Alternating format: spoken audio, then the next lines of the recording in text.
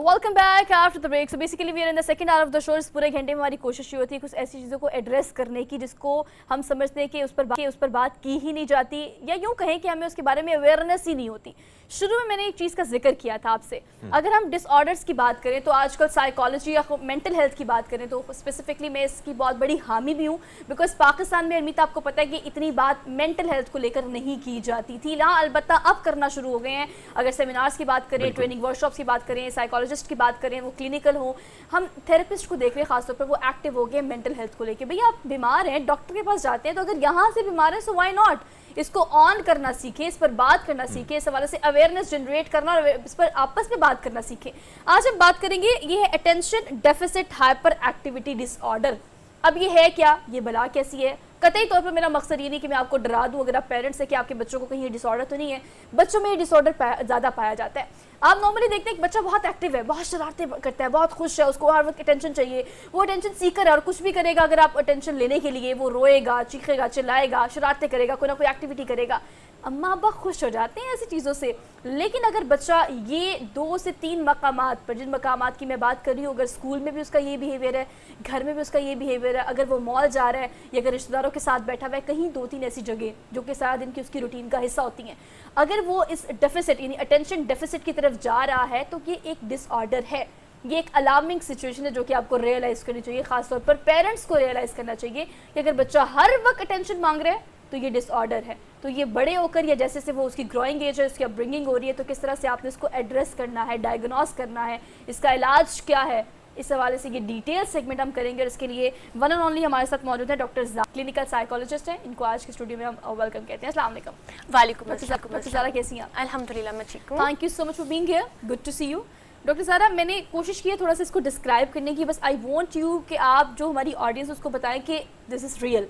Yes. अगर ये disorder है तो ये रियल है, इसमें बच्चे अटेंशन मांगते हैं। और एक और चीज़ को आप एड्रेस कीजिएगा शुरू में कि अगर बच्चा बहुत खुश है, बहुत शरारतें करता है, तो अम्मा उसको बहुत नॉर्मल और बड़ा खुश होकर लेते हैं। तो अगर बहुत ज़्यादा हाइपर एक्टिव है तो ये एक अलार्मिंग सिचुएशन है। हाँ जी बिल्कुल, अगर बच्चा बहुत ज़्यादा हाइपर एक्टिव है ना, अब उसको हाइपर एक्टिविटी को भी हम डिस्क्राइब करेंगे यहाँ पर इन अ सेंस के हाइपर एक्टिविटी, आप उससे कोई बात कर रहे हैं, बात करते उसने आपकी बात सुनी नहीं और खुद से बीच में बोलना स्टार्ट कर दिया, इंटरप्ट कर दिया आपको, फ़ौरन से इंटरप्ट कर देता है बच्चा कि फिर उसको आपको इंस्ट्रक्शंस दे रहे होते हैं, वो नहीं सुनता। उसमें भी फ़ौरन से इंस्ट्रक्शन सुने बगैर जो आप उसको टास्क करवाना चाह रहे हैं वो उसको फ़ौरन से करना जो है वो स्टार्ट कर देगा। इसके अलावा बच्चे क्या हाइपर एक्टिविटी में कर रहे होते हैं, ऐसी जगहों पर चढ़ जाते हैं, इतने हाइपर एक्टिव होते हैं, समटाइम्स इतने सिवियरली हाइपर एक्टिव होते हैं कि वो उनको नुकसान पहुंचा सकती है। उन जगहों पे क्लाइंबिंग नहीं करनी चाहिए, लेकिन वो बच्चे उन जगहों पे क्लाइंबिंग करना स्टार्ट कर देते हैं just for the sake of attention. No कि सब मुझे देखें, नहीं, ये अटेंशन के लिए बिल्कुल भी नहीं होता। ये बेसिकली अगर हम आगे फर्दर मूव ऑन करेंगे तो हम इस पर और डिस्कस करेंगे। ये उनके ब्रेन की न्यूरोलॉजी जो है, समटाइम्स ब्रेन की न्यूरोलॉजी, हमारे ब्रेन के कुछ पार्ट्स हैं जो हमारे हर चीज़ को कंट्रोल कर रहे होते हैं। तो बेसिकली जो ADHD या attention deficit hyper activity disorder है, ये एक न्यूरो डेवलपमेंटल डिसऑर्डर है। न्यूरो डेवलपमेंटल का मतलब ये है कि ब्रेन रिलेटेड, और ये आपको अर्ली एजेस में, मतलब बच्चा 4-5 साल का है तो आपको ये जो इसके रेड फ्लैग्स हैं वो नज़र आना स्टार्ट हो जाते हैं। और इसका जो हम प्रॉपरली डायग्नोसिस देते हैं वो हम बेसिकली जब बच्चा 6 साल का हो जाता है तो तब हम इसका प्रॉपरली असेसमेंट होती है और फिर जो है हम इसका प्रॉपरली डायग्नोसिस जो है वो हम कर सकते हैं। जी हरमीत। अच्छा डॉक्टर ज़ारा, जो बच्चों की बात हम कर रहे हैं, लेकिन क्या ये जो चीज़ें नज़र आती हैं या इस किस्म की अलामात आना शुरू हो जाती हैं, एक तो थोड़ा सा ये बताइए कि कौन सी एज होती है, और क्या ये अलामात सिर्फ बच्चों में होती हैं या बड़ों में भी किसी एज में आ सकती है? Very good question. ये अलामात जो हैं ये बड़ों में भी आपको नज़र आ सकती हैं। सिर्फ ऐसा नहीं है कि ये अलामात जो हैं वो सिर्फ बच्चों में नज़र आ रही हैं, क्योंकि ये एक लॉन्ग टर्म डिसऑर्डर है। ये आपका एडल्टहुड तक भी जा सकता है, ये प्रोसीड कर सकता है। बच्चों में अगर आप देखेंगे तो आपको ये अलामात स्कूल सेटिंग्स में नज़र आएंगी, घर में नज़र आएंगी। लेकिन अगर आप ये अलामात बड़ों में देखेंगे तो वो उनको जो है वो आपको उनके वर्क प्लेस पर नज़र आएंगी। काम जहाँ पे वो काम करें, कोई जॉब करें, वो अपनी डेली एक्टिविटीज़ को जो है वो उस तरह से परफॉर्म नहीं कर सकेंगे जैसे एक नॉर्मल पर्सन जो है वो कर रहा होता है। अच्छा, आपको पता है, आप चूंकि बात बड़ों पर आ गई है तो हम ये नॉर्मली एक कॉमन प्रैक्टिस देखते भी हैं कि आपके सर्कल में, वो वर्क सर्कल हो या सोशल सर्कल हो, कोई एक ना एक बंदा ऐसा ज़रूर होता है जो कि बहुत हाइपर एक्टिव होता है। वो आएगा और आम जुबान में थरथल्ली मचा देगा और उसको कुछ ना कुछ ऐसा चाहिए होगा कि कोई ना कोई ऐसी बात कर देगा कि सब मेरी तरफ मतवज्जो हो जाए, या कोई ना कोई ऐसी हरकत कर देगा कि हम मुझसे कहेंगे ये तो बहुत चिल पिल किस्म का आदमी है। अब ये जो है, मैं पूछना ये चाह रही हूँ कि बच्चा जब छोटा होता है तभी ये चीज़ें उसकी अपब्रिंगिंग या उसकी ग्रोइंग एज के साथ साथ बढ़ती चली जाती है, because it's related to neuron ना, या बड़े जो अगर उनको ये डायग्नोस हो रहा है तो इनको छोटी एज के अलावा बड़ी एज में भी ये पैदा हो सकता है डिसऑर्डर? हाँ, बिल्कुल हो सकता है, क्योंकि सम टाइम जो कुछ रिसर्चेस हैं वो ये कहती हैं कि अगर कोई ब्रेन इंजरी हो जाती है आपकी उसके बाद एडल्टहुड में तो फिर भी जो है ADHD आप को जो है वो हो सकता है। तो अगर आपको एडल्टहुड में कोई भी ब्रेन इंजरी हो गई है या कोई ट्रॉमा ऐसा हो गया है तो उसके बाद भी आपके ब्रेन की न्यूरोलॉजी चेंज हो गई तो फिर आपको जो है वो ADHD हो सकता है। अदरवाइज ये ज़्यादातर मेजॉरिटी में जो केसेस आप कह रही हैं, अच्छा डॉक्टर ज़हरा, अगर हम देखें जो अलामात की अगर हम बात करें तो क्या वजूहात होती हैं, किस वजूहात के बिना जो है बच्चों में ये चीज़ें आना शुरू हो जाती हैं? क्या ये पैदाइश के फ़ौरन बाद होती हैं या कहीं ना कहीं जो पेरेंट्स का रिएक्ट या आसपास के बच्चों का ये भी वजूहात में शामिल है? अच्छा, इसके ऊपर ना डिफरेंट रिसर्चेज हैं और डिफरेंट जो है ना इसके ऊपर काम किया गया है इसको फाइंड आउट करने के लिए हमीद के इसकी क्या रीजंस हो सकती हैं। सबसे पहले हम फिर बात कर लेते हैं जेनेटिक्स का। अगर पेरेंट्स में से किसी एक को भी ADHD है तो it can be transfer to their offsprings. Genetically भी ये ट्रांसफर हो सकता है। अगर पेरेंट्स में से किसी को भी ADHD है या दोनों को है तो भी बहुत ब्राइट चांसेस हैं कि उनकी जो आगे ऑफस्प्रिंग्स हैं उनमें किसी को ADHD हो सकता है। ठीक है, इसके बाद हमने अभी बात की न्यूरोलॉजी, ब्रेन न्यूरोलॉजी की। तो अगर ब्रेन न्यूरोलॉजी में ये होता है कि आपके न्यूरोट्रांसमीटर्स होते हैं ब्रेन में।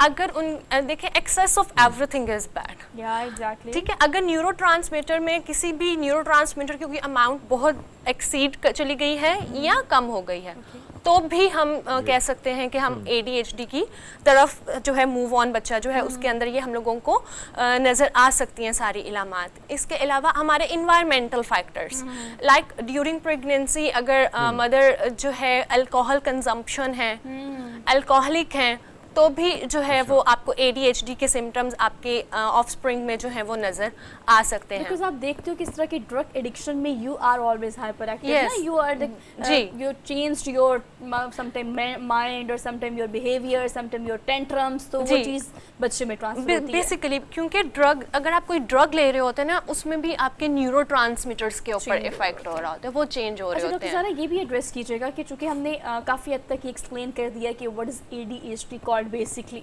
लेकिन अगर हम डायग्नोज करने की तरफ आएँ तो भी हम ब्रेक में इसको डिस्कस कर रहे थे कि हम इमीडिएटली नहीं कर सकते कि बच्चे को डिसऑर्डर है, क्योंकि बाज़ बच्चे वैसे बड़े खुश होते हैं, खुश अखलाक भी होते हैं, उनकी अपब्रिंगिंग अच्छी हो रही होती है। कुछ लोग ऐसे होते हैं वैसे हाइपर एक्टिव होते हैं लेकिन अटेंशन सीकर नहीं होते।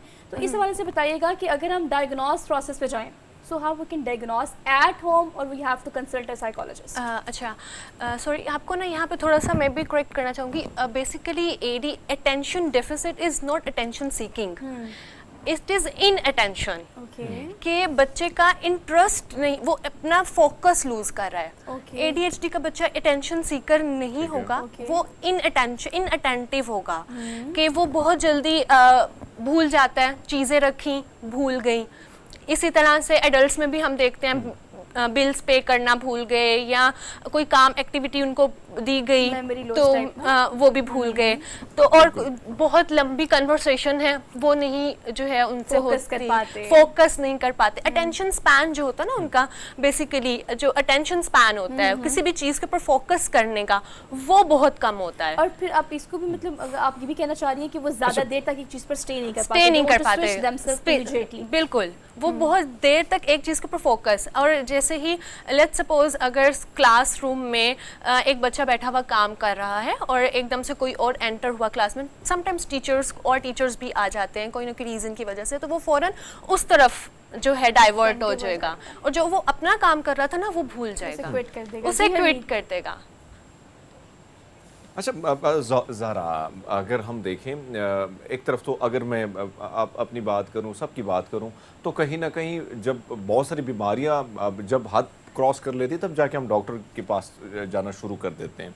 लेकिन कोशिश हमारी ये होती कि किस न किस तरीके से मामला जो है सॉर्ट आउट घर में किया जाए।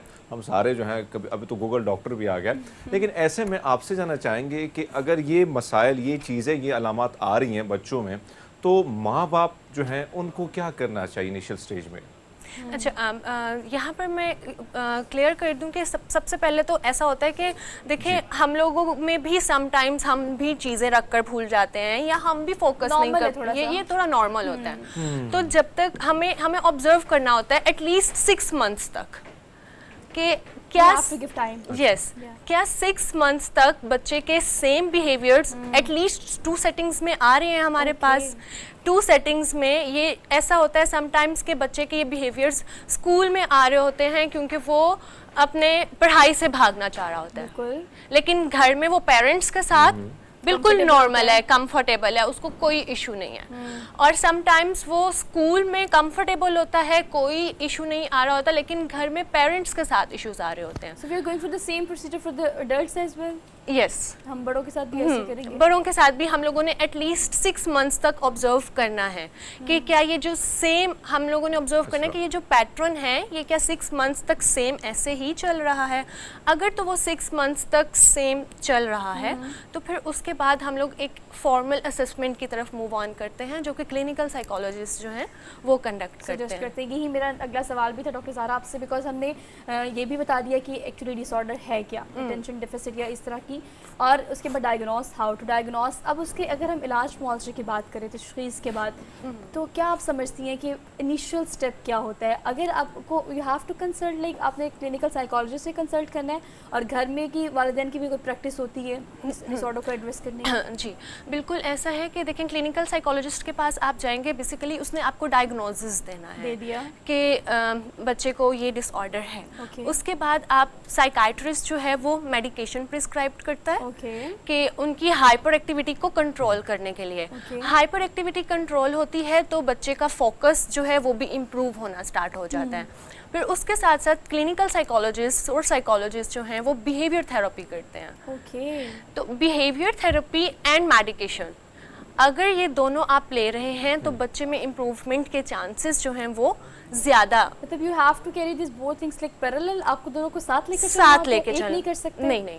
फिर अच्छा उसमें ये होगा कि देखें, आपने लेट्स सपोज आपने मेडिकेशन तो ले ली, ठीक है, मेडिकेशन ले ली, लेकिन मेडिकेशन ने आपकी हाइपर एक्टिविटी को कम करना है।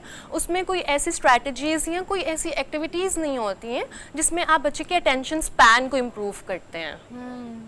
अच्छा, थेरेपीज में क्या क्या होता है? ठीक है, थेरेपीज में बेसिकली ये होता है कि बच्चे की, जैसे हमने बात की कि मेमोरी में चीज़ें रख कर भूल रहा है अगर, तो हम उसको पहले असेस करते हैं कि कहाँ कहाँ पर उसके लेवल्स, बेसिकली क्लिनिकल साइकोलॉजिस्ट जो हैं वो पहले असेस करते हैं। फिर उन लेवल्स के ऊपर उन लेवल्स के अकॉर्डिंगली बच्चे के साथ काम किया जाता है। अगर मेमोरी का इशू आ रहा है तो मेमोरी से रिलेटेड एक्टिविटीज़ करवाई जाती हैं। अटेंशन स्पैन का इशू है तो फिर अटेंशन स्पैन को इम्प्रूव करने के लिए उसके ऊपर एक्टिविटीज करवाई जाती हैं। एरियाज में प्रॉब्लम है, उन एरियाज पर काम करना, उन एरियाज पे काम करना होता है थ्रू थेरेपिस्ट। जी हरमीत, अच्छा जो आप बात करिए ज़रा कि आना तो आपको इसकी तरफ पड़ेगा, लेकिन आपसे जानना चाहेंगे कि जो ट्रीटमेंट की आप थेरेपी की बात कर रही हैं, तो चाहे वो बच्चे हैं या बड़े हैं, इन दोनों के हवाले से बताएगा कि कितना टाइम लगता है कि वो दोबारा रिकवर। अब हम देखते हैं कि बहुत सारी ऐसी मेडिसिन होती हैं कि फिर आपने उसको रखना होता है, जारी रखना होता है, काफ़ी साल भी गुजर जाते हैं। तो इस हवाले से बताइए कि बच्चे अगर ट्रीटमेंट पे आते हैं, थेरेपी पे आते हैं, या और बड़े आते हैं, तो उनको कितना टाइम लग जाता है रिकवर होने में? हम हमेशा पेरेंट्स भी अगर हमारे पास आते हैं तो हम उन्हें सबसे पहले ये गाइडलाइन प्रोवाइड करते हैं कि जो थेरेपीज़ है ना, थेरेप्यूटिक प्रोसेसेस जो हैं वो एक लॉन्ग टाइम प्रोसेस है, ठीक है। आप थेरेपी में जब आ रहे हैं तो वो आप कभी भी डिसाइड नहीं कर सकते कि ये 10 सेशंस में इम्प्रूवमेंट आएगी, 12 सेशंस में इम्प्रूवमेंट आएगी।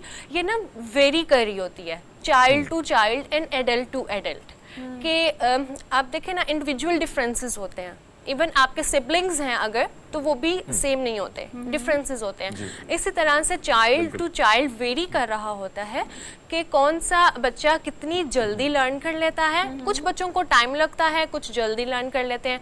इसी तरह से एडल्ट्स में भी है कि टाइम टू टाइम वेरी कर रहा होता है। लेकिन ये जो है बेसिकली थेराप्यूटिकली अगर आप देखेंगे तो it's a long time process. इसमें have to आप give ये time, आप ये proper नहीं show. कह सकते कि भाई अगर आप हमारे पास आए हैं तो आपको 10 सेशंस में इम्प्रूवमेंट नजर आएगी, 12 में नहीं। अच्छा, इट्स अ इसमें लॉन्ग एक टाइम और चीज़ डॉक्टर प्रोसेस। ज़ारा ये भी है कि ऑब्वियसली आपने एड्रेस करना था किसी बीमारी को कि वो कितनी लॉन्ग लास्टिंग है, वो कब से शुरू हुई हुई है। अगर वो बहुत लंबा अरसा आप उससे दो चार रहे हैं और आपने वो चीज़ फेस की है तो ऑब्वियसली उतना ही लंबा अरसा उसको डायग्नोस करने में, फिर उसको ट्रीटमेंट करने में और उसे जान छुड़ाने में भी लग सकता है। बट ऑल दो प्रोग्राम के आगाज़ में जब मैंने इस सेगमेंट को शुरू किया, मैंने आपसे कहा था कतई तौर पर हमारा मकसद ये नहीं है कि हम आपको डराएं कि आपके वालिदैन इस चीज़ से खौफज़दा हो जाए कि आपका बच्चा अगर एक्टिव है, हाइपर एक्टिव है तो एक डिसऑर्डर है। लेकिन आपको देखना पड़ेगा, अगर आप रेस्ट ऑफ द लाइफ अपने बच्चे को इस चीज़ से बचाना चाहते हैं, स्कूल कॉलेज यूनिवर्सिटीज़ और पूरी ज़िंदगी जब वो आगे बढ़ता है प्रोफेशनल लाइफ में, तो ये चीज़ उसको फेस करनी पड़ती है। और उस वक्त उसको चूँकि अब बहुत लेट हो चुका होता है, एक एक्सट्रीम पर चीज़ पहुँच चुकी होती है, तो उस वक्त उसको एड्रेस करना कंपैरेटिवली थोड़ा सा मुश्किल हो जाता है। तो बचपन में अपने बच्चे को इस लिहाज से भी क्रिटिकली देखना बहुत ज़्यादा ज़रूरी है। Doctor Zara, thank you so much for being here. काफ़ी प्रोडक्टिव डिस्कशन रही आपसे। होपफुली पेरेंट्स जो हमें देख रहे हैं उन्होंने भी इस सेगमेंट से काफ़ी कुछ लिया होगा। हमने क्विक ब्रेक लेनी है, वापस आएंगे। Keep watching good morning public.